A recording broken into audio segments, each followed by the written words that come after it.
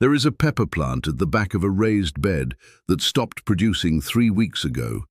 The leaves have gone pale, not the deep, healthy green of a productive plant, but that washed-out, yellowish tone that most gardeners recognize as the beginning of the end. The flowers that appeared last week are dropping before they set. The stems that should be thickening with the weight of developing fruit are instead getting thinner, more fragile, less committed to the project of growing. Most gardeners who see this reach for one of two things: either a bottle of synthetic fertilizer from the garden center shelf, something with numbers on the label and a reassuring promise on the back, or a shovel. Pull it out, toss it in the compost, tell yourself it was a bad plant in a bad season, and start over next year.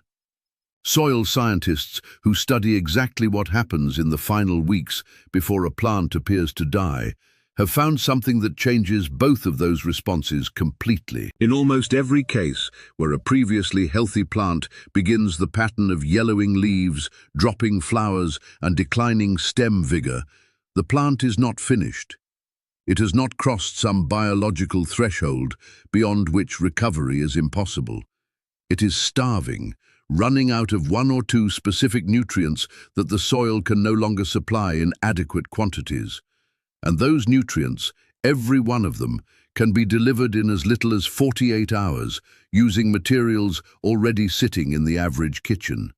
5 materials, 0 cost, results that begin within days in most cases, and within a week in virtually all of them.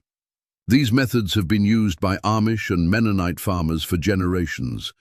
University soil labs have measured the nutrient profiles of each one, and the commercial garden industry has very little interest in promoting them for one straightforward reason.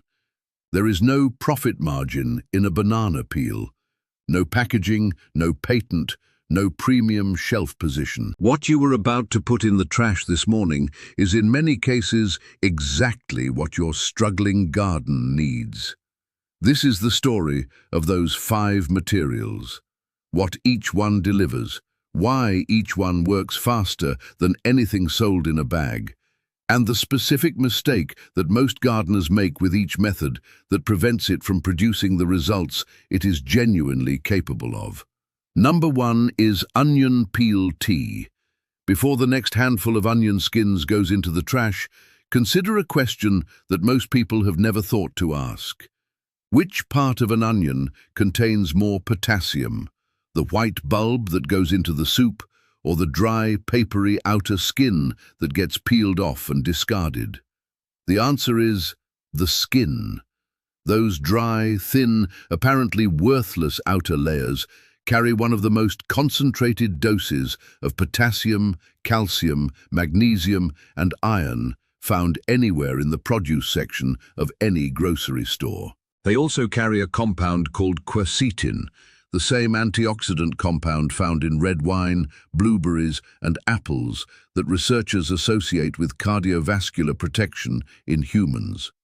Inside a plant, quercetin performs similar protective work, shielding leaf tissue from harsh summer sun, slowing the spread of fungal infections, and stabilizing the plant's internal chemistry through heat waves, cold snaps, and the stress events that push declining plants closer to collapse. The mistake that defeats most gardeners who first try this method is almost universally the same. They hear about onion peels and they bury the skins directly in the soil around a struggling plant, expecting the nutrients to move from the dry fibers into the root zone as decomposition proceeds. That transfer does happen, but it takes weeks, and a plant that is declining visibly now does not have weeks. By the time buried skins have broken down sufficiently to release meaningful nutrients, the plant that needed rescuing may be beyond recovery. The correct approach comes from a principle most people learned in school and quietly forgot: water extracts. The same mechanism that releases color and flavor from a tea bag into hot water releases minerals from onion skin into cool water at room temperature. The process requires nothing beyond a handful of dry outer skins, a quart-sized jar, and water from the tap. Leave it covered at room temperature for 24 to 48 hours. Watch what happens to the water. Within 12 hours, it begins shifting from clear to pale amber. By the second day, it deepens to the color of apple cider vinegar. That color change is not cosmetic. It is potassium, calcium, magnesium, and quercetin physically migrating out of the dry plant tissue and dissolving into the liquid. Once dissolved, they are in a form that plant roots can absorb immediately. No waiting for microbial breakdown, no delay between application and availability.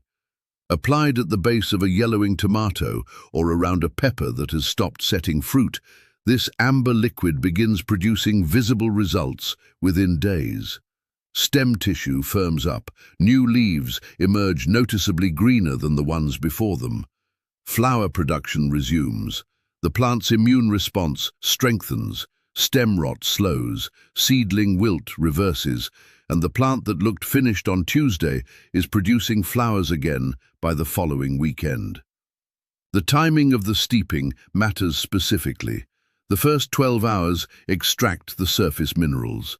The second 12 hours draw out the deeper compounds, including the quercetin. Pulling the skins out at the 6-hour mark, which impatience commonly produces, gives you mildly mineral-rich water. Leaving them the full 48 hours gives you a genuinely potent plant rescue tonic. The difference in result is significant. One more detail that no commercial fertilizer company has any incentive to mention. The quercetin in this liquid does not just feed the plant. It activates the plant's own disease resistance mechanisms in a way that synthetic potassium fertilizers don't. A plant treated with onion peel tea is not just better fed, it is better armed. And that combination of nutritional recovery and immune activation is what produces the results that make gardeners who discover this method wonder why it isn't common knowledge. The reason it isn't common knowledge is that it cannot be patented. You cannot build a business model around an onion skin that someone steeps in a jar on their kitchen counter. The blue crystals in the plastic bottle at the garden center exist not because they work better, but because they can be packaged, branded, and sold at a margin. The onion peel tea works at least as well for the nutrients it provides. It just costs nothing. Number 2 is fermented rice water. Every household that cooks rice pours a specific liquid down the drain several times a week without giving it a second thought. The slightly cloudy water from rinsing raw rice before cooking, starchy, whitish, gone in a few seconds as the pot goes under the faucet and the rinse water disappears into the sink. What most households are pouring away is, in its fresh form, a mild but genuinely useful plant tonic, carrying starches, B vitamins, and small amounts of iron and zinc. In its fermented form, 3 to 5 days after being captured in a covered jar at room temperature, it is something categorically different from mild and useful. University researchers who have studied effective soil microbiology describe fermented rice water as one of the most accessible and most potent naturally produced soil amendments available to home gardeners. The transformation that happens in those 3 to 5 days is biological rather than chemical. Lactic acid bacteria and wild yeasts colonize the starchy liquid and multiply rapidly, converting it from mildly nutritious water into a dense, living culture of beneficial microorganisms. The signal that the transformation is complete is a faint, sour smell, reminiscent of the early stages of sourdough starter or the first hint of vinegar in apple juice that has been opened too long. Most people pour the liquid out at exactly that moment. In doing so, they discard the most valuable product of the entire process. The research of Dr. Teruo Higa, a Japanese agricultural scientist whose work on effective microorganisms is now applied on farms in more than 150 countries, explains precisely why that sour-smelling liquid is valuable. When a colony of beneficial microorganisms is introduced to depleted garden soil, Those organisms meet the existing microbial community in the soil around plant roots. The starches and sugars in the rice water act as food for that existing community. Within days, the microbial population around treated plants can triple, and a thriving, dense microbial community in the root zone does something that no single nutrient fertilizer can replicate. It builds the entire biological support system that allows plants to access, process, and use the nutrients already present in the soil. This is the distinction that most gardeners who try fermented rice water for the first time either grasp immediately or miss entirely. The rice water does not feed the plant. It feeds the ecosystem that feeds the plant. It is the difference between giving someone a meal and giving them a functioning kitchen. The meal runs out in hours. The kitchen produces indefinitely. The common mistake that prevents most first-time users from seeing results is applying fresh rice water, rinsing water that has been sitting for a few hours, instead of genuinely fermented rice water that has been sitting for 3 to 5 days in a covered container at room temperature. Fresh rice water produces modest results at best. Fermented rice water, with that characteristic sour smell that indicates the microbial transformation is complete, is a genuinely different material. If the liquid does not smell faintly sour, the fermentation has not completed. Give it another day. The dilution requirement is equally important and equally commonly skipped. Fermented rice water should be mixed with plain water at approximately 1 part fermented liquid to 10 parts water before application to soil. Undiluted, the acidity of fully fermented rice water is strong enough to irritate tender root hairs, particularly in seedlings and young transplants. Diluted correctly, it is gentle enough to apply every week throughout the growing season, gradually building the soil microbiome into the kind of living, responsive community that transforms declining gardens into productive ones. Number 3 is vegetable scrap digestate.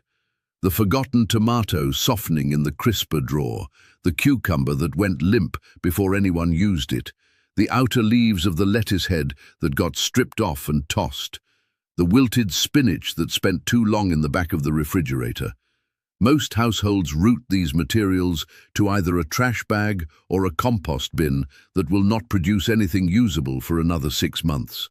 For a gardener who knows the extraction method, those same scraps are the fastest acting nitrogen source that can be produced at home. And nitrogen, in the majority of American backyard vegetable gardens, is the specific deficiency that is stopping growth right now. The science behind why this is true traces to a German chemist named Justus von Liebig, one of the founders of modern agricultural science, who proved in the 1840s that plant growth is not determined by what a plant has in abundance.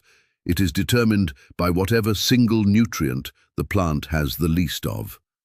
He described this as the law of the minimum and illustrated it with the image of a barrel made from wooden staves of different heights. Water in the barrel can only rise as high as the shortest stave, regardless of how tall the others are. A plant with generous potassium and adequate phosphorus, but insufficient nitrogen, stops growing at the nitrogen line. Everything else it has becomes irrelevant until the nitrogen shortage is resolved. Green kitchen scraps, overripe tomatoes, wilted peppers, aging cucumbers, soft kale, spent lettuce, carry what soil scientists describe as a low carbon-to-nitrogen ratio. In plain language, they are packed with nitrogen relative to their fiber content. That nitrogen, sitting in a plastic bag in the trash can, is precisely what the struggling plants in the vegetable bed are missing. The extraction method requires a 5-gallon bucket, the scraps, water to cover them, and a weight to hold everything submerged. A plate or a clean stone works. Left to ferment for approximately 2 weeks, bacteria break the plant cell walls and release the nitrogen from the tissue into the surrounding water through the process scientists call nitrogen mineralization. This process happens dramatically faster in water than in a compost pile because the liquid environment gives bacteria immediate, complete access to the organic material without the oxygen limitations that compost decomposition involves. The finished liquid is dark, strongly scented, and visually unappealing. The smell is evidence that the process is complete. Diluted at 1 part scrap liquid to 30 parts clean water and applied to the soil at the root zone of a declining plant, the results become visible within 4 to 6 days. Pale leaves shift to a deeper, more saturated green. New shoots emerge from nodes where none were developing. Stems thicken at the base. A plant that appeared to be finishing its productive life on Monday is setting new flower buds by Saturday. The mistake that damages more gardens with this method than any other error is application of the liquid, undiluted, or directly onto foliage. Undiluted, the concentration is high enough to burn root hairs beyond recovery within hours. Applied to leaves, it scorches immediately on contact. The only correct application is to the soil surface at the base of the plant, at the specified dilution, never directly on plant tissue of any kind. Number 4 is the full-spectrum kitchen cocktail. Most plants that are visibly declining are not missing a single nutrient. They are missing several simultaneously, in different amounts, at different urgencies, all at the same time. A single ingredient remedy addresses one deficiency. What a plant in genuine decline needs is a complete recipe built entirely from materials already in the kitchen that covers the full spectrum of what a struggling plant is most likely to be missing at once. 5 ingredients, each one doing a specific, irreplaceable job. Banana peels deliver potassium, the mineral that controls flowering, fruit development, and the plant's fundamental ability to move water through its cells. A tomato short on potassium produces small, splitting fruit. A pepper short on potassium stops setting entirely. Crushed eggshells deliver calcium carbonate, the structural building block of plant cell walls. Calcium deficiency is the specific cause of blossom end rot, the black sunken patch at the base of an otherwise healthy tomato fruit. Not a disease, not a pest, a calcium shortage, addressed directly by eggshells dissolved slowly into the brew. Used coffee grounds, from the filter basket after brewing, not fresh unbrewed grounds, add nitrogen and improve soil texture. The claim that coffee grounds acidify garden soil is a myth built on a half-truth. Fresh grounds are acidic. Used grounds measure between 6.5 and 6.8 on the pH scale in university soil lab testing, nearly neutral. They feed earthworms, add organic matter, and release nitrogen slowly across several weeks. Epsom salt, magnesium sulfate, addresses magnesium deficiency specifically. Magnesium sits at the center of every chlorophyll molecule in every green leaf. Without it, leaves yellow between their veins, while the veins themselves stay green. Interveinal chlorosis, one of the most recognizable nutrient deficiency patterns in the garden. 1 tablespoon dissolved into the brew can reverse this pattern within days when magnesium is genuinely the cause. The critical caveat here matters enough to state clearly. Yellowing leaves have multiple causes. Nitrogen deficiency yellows the oldest leaves first. Iron deficiency yellows the youngest. Overwatering yellows the entire plant. Epsom salt corrects magnesium deficiency specifically, not all yellowing. Diagnose before treating. The 5th ingredient is blackstrap molasses, the dark, bitter version from the final boiling of sugarcane, not regular table molasses. 1 tablespoon added to the gallon of warm water acts as a microbial catalyst, multiplying the beneficial bacteria in the liquid within hours.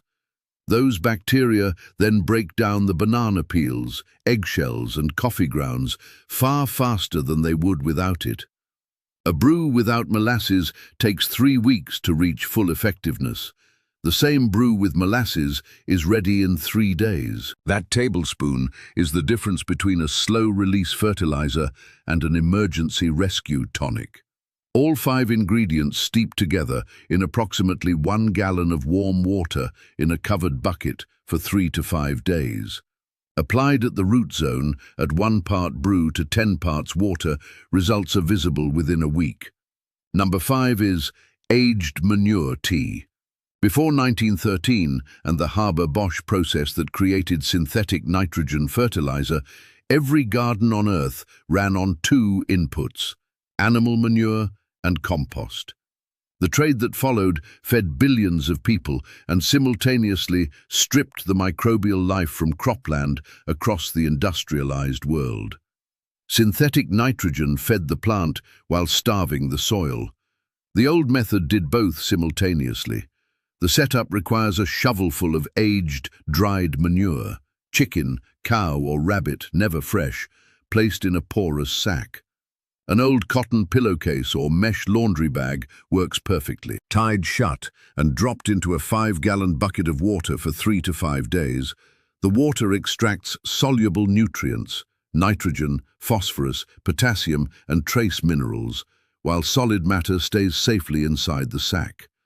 Aged chicken manure carries the highest nitrogen and phosphorus, making it the most powerful growth stimulant. Aged cow manure is more balanced, better for building long-term soil structure. Rabbit manure is the gentlest, the only common manure that can technically be used raw without burning roots, making rabbit-based tea the safest choice for seedlings and recently transplanted specimens. Fresh manure is the mistake that destroys more gardens with this method than any other error. Fresh droppings carry ammonia concentrations strong enough to scorch an entire row of seedlings within 48 hours. The manure must be aged, 6 months to a year minimum. No shortcuts exist on this requirement. Finished tea diluted to the color of weak iced tea, approximately 1 part to 10 parts clean water, applied in the cool hours of early morning or the last hour before sunset. In midday heat, nitrogen evaporates from the soil surface before roots absorb it. In the cool of evening, the soil holds the nutrients and the plant drinks through the night at its own pace. 5 fertilizers, $0, results within days. Onion peel tea delivering potassium, calcium, magnesium and quercetin to roots that can use it immediately. Fermented rice water, rebuilding the microbial ecosystem that determines whether a plant can access the nutrients already in the soil. Vegetable scrap digestate, addressing the nitrogen shortage that is stopping growth in its tracks. The full-spectrum kitchen cocktail covering the complete range of likely deficiencies in a single 3-day brew. Aged manure tea, providing the full nutrient profile, combined with the living microbial culture that makes everything else more effective. The principle connecting all 5 is the same. The materials most commonly treated as kitchen waste are almost always the exact inputs a declining garden needs. The nutrients are not scarce, they are simply being routed to the landfill instead of the root zone. A gardener who redirects even half of that waste stream toward the soil will, within a single season, stop needing to buy fertilizer entirely. The next time a plant begins to yellow or drop its flowers or lose the stem vigor that signals productive growth, pause before reaching for the shovel or the credit card. The rescue is almost certainly already in the kitchen. It just needs to be recognized for what it is. Thank you for watching this video. Click here to watch another video that might interest you.